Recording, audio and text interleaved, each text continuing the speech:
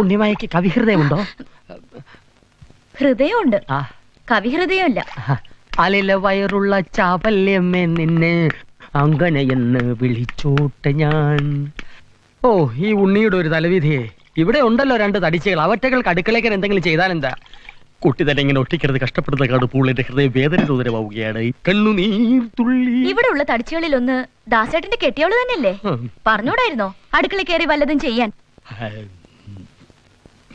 ദാസേട്ടന്റെ കാര്യം ഓർക്കുമ്പോഴാ എനിക്ക് വിഷമം. എന്ത് വിഷമം? കഷ്ടം. ഭർത്താവിന് ഭാര്യ അനുസരിക്കില്ലെന്ന് വെച്ചാ പിന്നെ എന്ത് ജീവിതമാ അല്ലേ?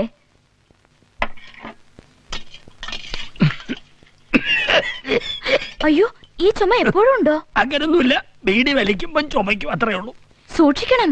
ചുമ കേട്ടിട്ട് TB ആണോ എന്നൊരു സംശയമുണ്ട്. ഏതെങ്കിലും ഡോക്ടറെ കാണിച്ചില്ലെങ്കിൽ ചിലപ്പോ തട്ടിപ്പോയെന്നും